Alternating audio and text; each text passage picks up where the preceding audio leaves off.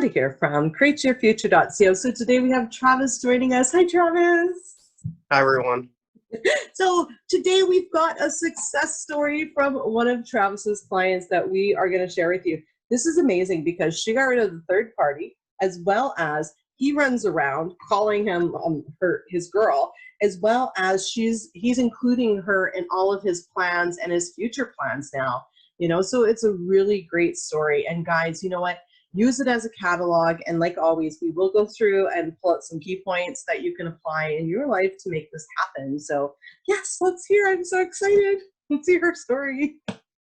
Bear with me because there's some details I need to change or not admit. It says, Travis, I would like to thank you and the LOA team at Create Your Future because my desire has finally shown up. My SP and the third party are done, and she's coming to pick up all her belongings, and that's it for them.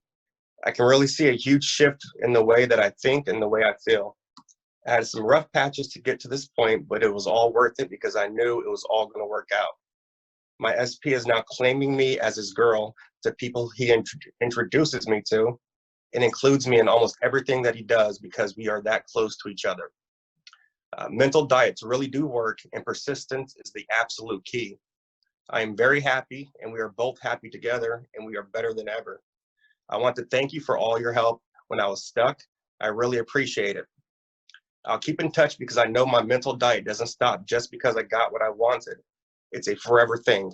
Thank you. Awesome. And guys, just so you know, we admitted some things because of confidentiality. So if anyone asks, don't comment.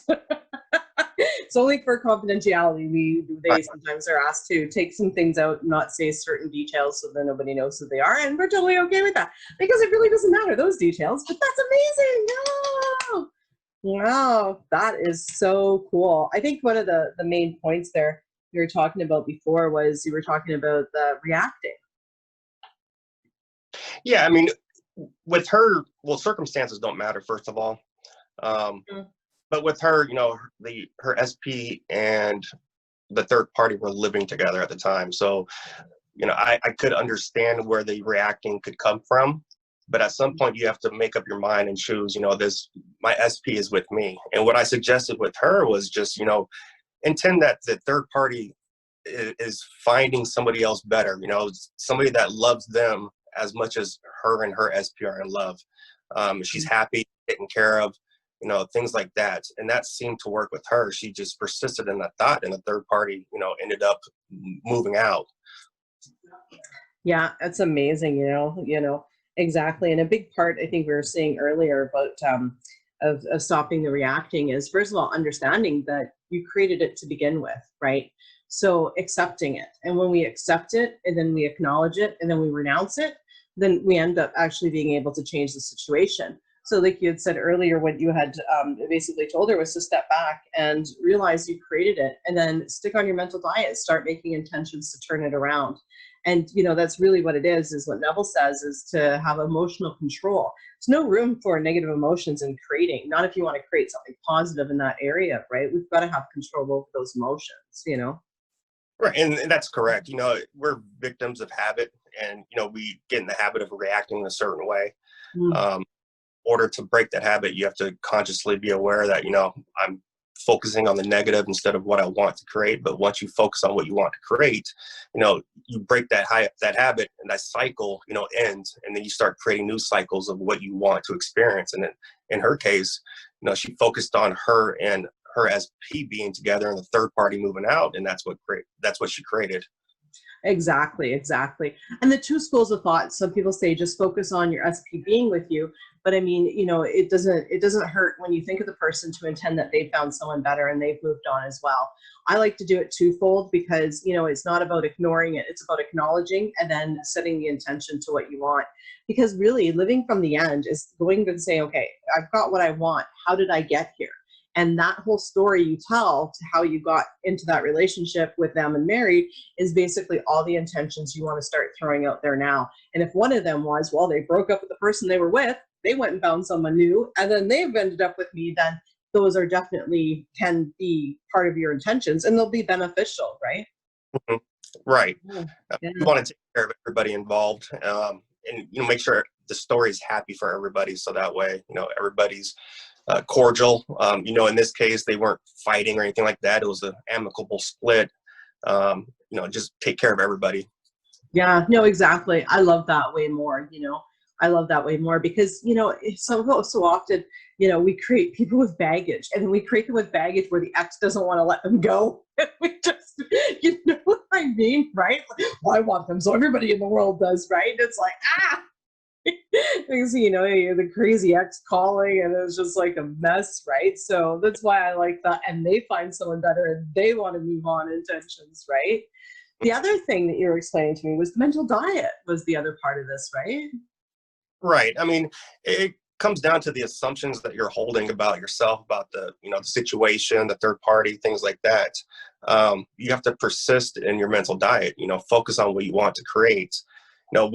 One thing that I tell people to do, or they are able to do to get over some of the limiting beliefs, is they can poke holes in it. I mean, they can see evidence that, the beliefs that they're holding on to aren't true.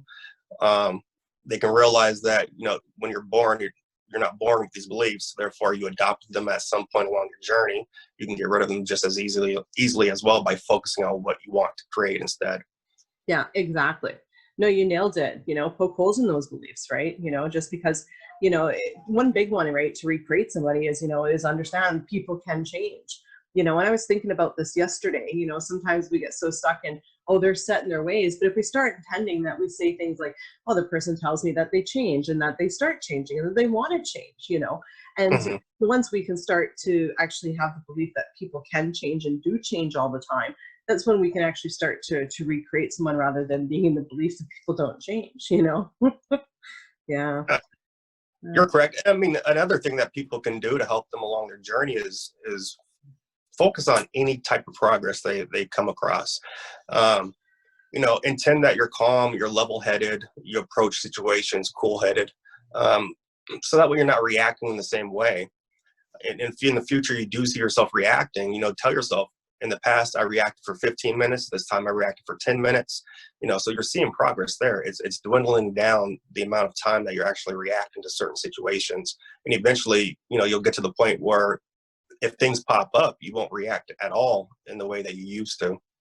Exactly. And you know what? You've nailed it. That's the key to the mental diet is breaking the thought pattern habits. And so when we're in reacting, the quicker we catch it, the quicker we interrupt it, which in neurolinguistic programming world, we call it a pattern interrupt. The quicker we interrupt that pattern, the quicker we rewire our minds to create a new pattern, a new way of thinking.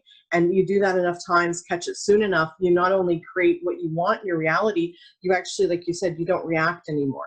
And you're calm, cool, because it's no big deal anymore. And then you look back and you're like, I can't even believe I let that bother me. Like, what was I thinking? Yeah, exactly. What were you thinking? And not to beat ourselves up over it. Like, it is what it is. It's a learning experience. You're allowed to react, but just know it's not creating anything you want. Right. Right. Yeah. Your desire, whether you react or not, is just you want to limit those reactions and Yeah. focus on as much as you can, because that's what you're going to be creating. So as long as you're making progress, you see yourself making progress, trust yourself that you're making progress, nothing's going to stop you. No, exactly. Exactly. That is all very, very, very good stuff. So some guys, some intentions you can use if you do have third parties is that the third party, whenever you think about them, that they've moved on and they found someone better, and you can hear your SP tell you that.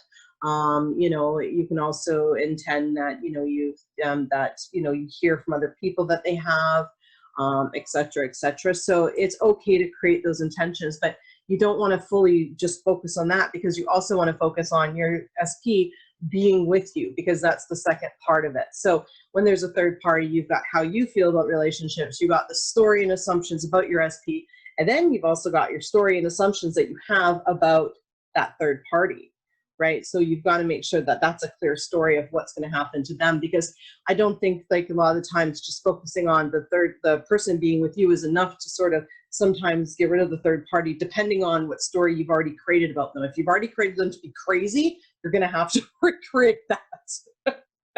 Or else you're going to get the crazy X thing going on, right? And like Travis said earlier, you want them to go and be happy, so there's an amicable split without, you know, any sort of, you know, drama, right? We don't want the drama llama showing up.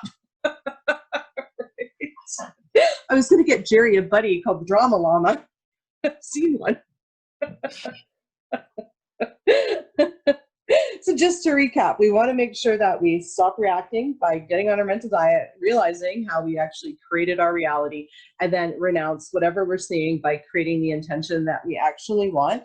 And we want to persist in what our mental diet is, and we want to make sure that our assumptions that we're creating are leading us into what we want. Okay. Awesome, Travis. Thank you so much for being here and sharing the success story with us today. Oh, you're welcome. And guys, if you guys are looking for coaching, Travis is only doing email coaching now. So the link to the email coaching is in the description below. Make sure you request him so we can get the email over to you, Tim, and he can definitely help you out, okay? And thank you guys for liking, commenting, sharing, and subscribing, and we'll see you in the next video. Bye-bye. Hi, everyone.